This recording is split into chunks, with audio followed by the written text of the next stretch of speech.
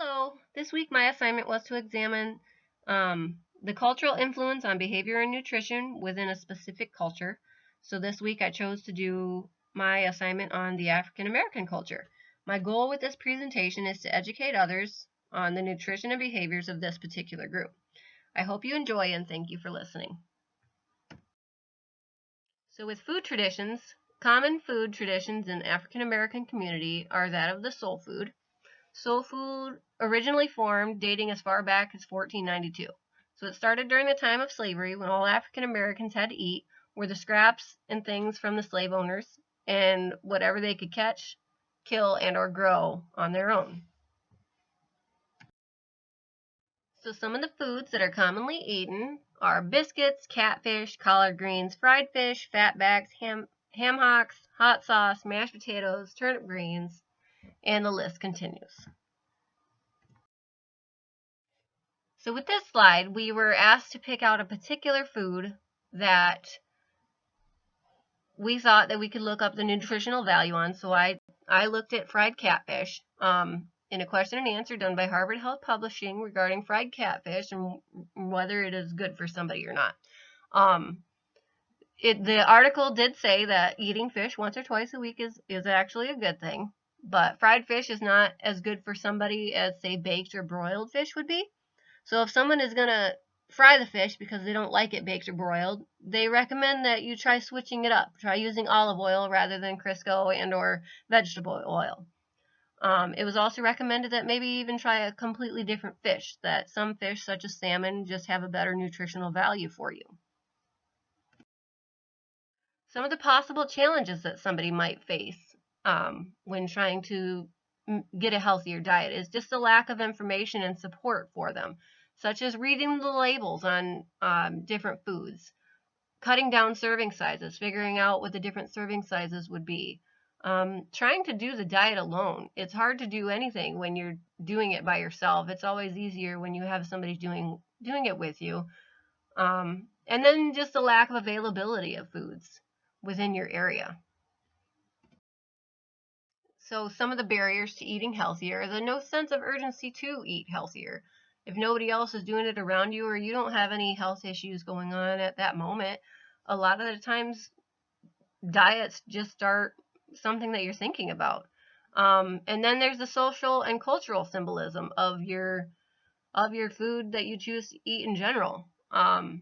Sometimes people don't like the taste of healthier foods. A lot of people don't like vegetables mostly, but some people don't like fresh fruits and vegetables. And then there's the cost of eating healthier. A lot of the times, if you're in an area that doesn't have access to a major food chain store like Walmart or Meijer, for example, those little mom and pop stores, their foods are usually priced higher due to the supply and demand. And then to have a lack of support from friends and family, if you were to try to do it, that could be a huge barrier. Like I said, trying to do it alone can be difficult.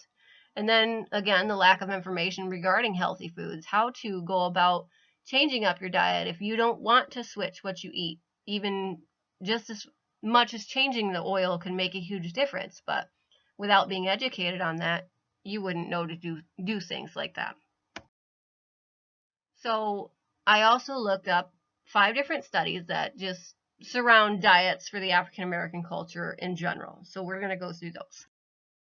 In the first study, it was to describe food and nutrient intake for low-income African American families. So the method that they used was a 24-hour dietary recall.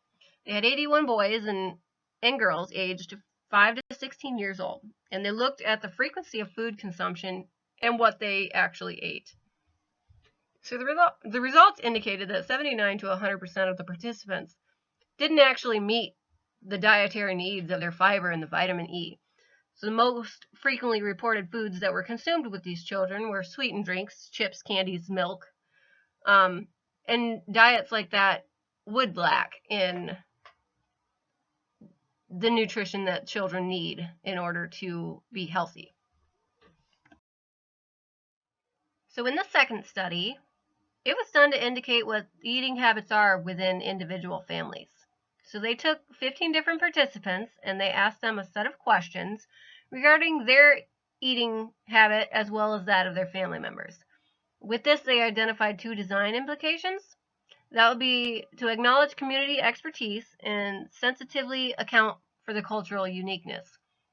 The results of this were, it came down to a discussion regarding the restraints the communities had in terms of their healthy eating and what to do to try to change what's actually available to the community members. Communities need to work together more to create a healthier eating environment, and then just to teach people how to prepare the same types of soul food, but in a healthier way. In the third study, they looked at why the African American culture has veered away from farming like they used to. African Americans used to farm quite a bit. With the method that they used, they took 12 individual participants and they did data analysis in two different forms. This was a constant comparison method.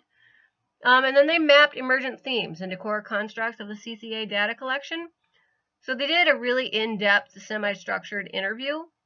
And with that, they took suggestions and interpretations for solutions from each of these participants.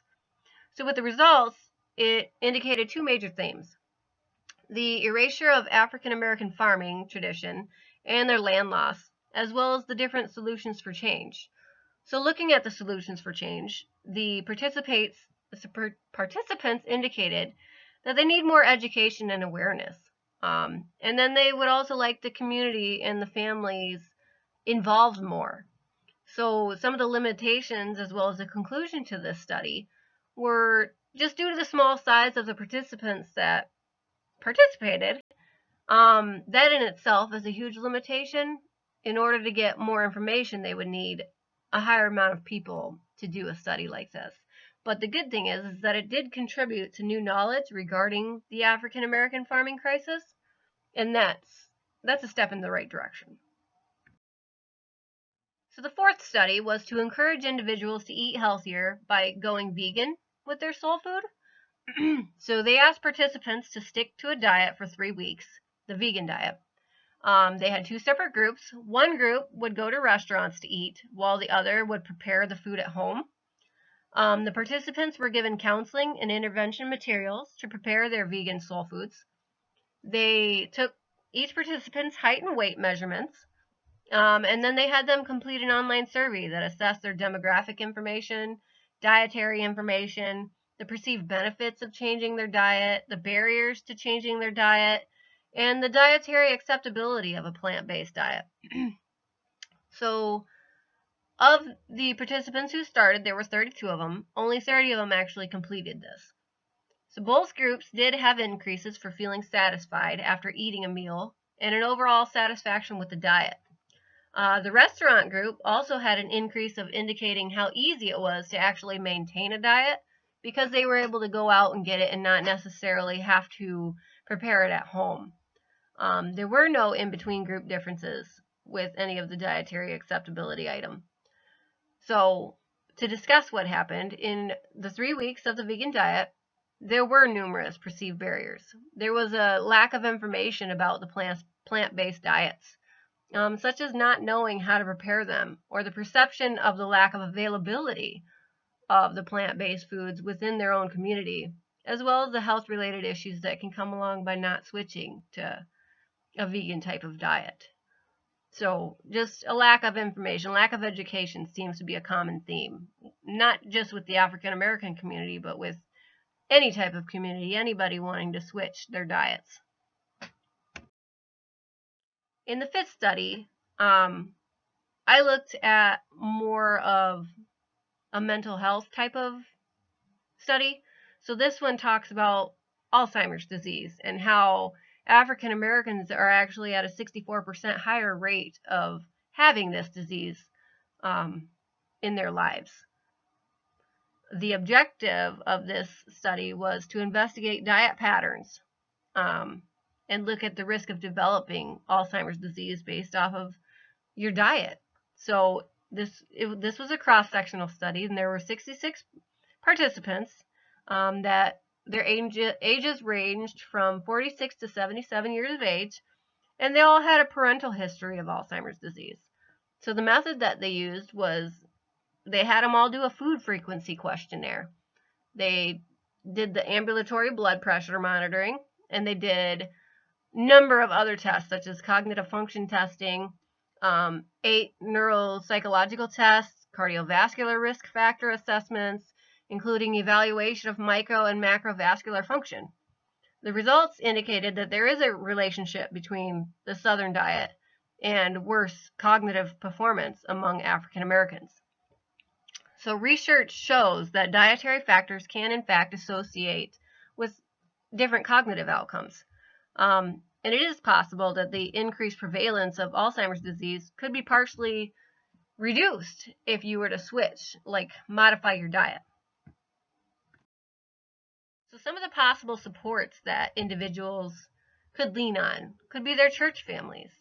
They could go to their local grocery stores and ask them if they can get more of a variety. They can get other family members on board with their diet. Try to get other people to do it with you, because that always makes it easier. And then there's different government programs that can help to try to afford certain changes, such as fresh fruits and vegetables and things you can get on WIC. You can get food stamps. You can get referrals to different food banks. Sometimes you don't even need a referral depending on the food bank. You can walk in and get food that way if that happens to be an issue that you come across. So those are all possible supports that somebody could lean on. There's other possible ways to eat healthier. Try to reinvent the dishes that you currently make, but with healthier choices. So make sweet potatoes in the oven with different ingredients rather than candying them. Try roasting different things rather than frying them. So you're just going to look for different ways to prepare the same dish, but in a healthier manner, such as using herbs rather than smothering things in, like with your chicken. Like I said before, use olive oil instead of Crisco or vegetable oil. Use seasonings to liven a dish rather than like the fats off meat, such as bacon or pork fats. And then eating soul food doesn't have to stop. You just try to find different ways to eat it so that it's healthier for you. So try to teach your kids to eat their vegetables first. Let them get more full off the vegetables before they start touching other things on their plate. Save like them more on healthier dishes for more celebrations, birthday parties, family reunions, things like that. Try to give smaller proportions of the food that aren't as healthy. So if you've got that baked mac and cheese, everybody loves a good baked mac and cheese, but try to give a smaller portion of that just because it's not as healthy as, say, the broccoli on the side as a side dish.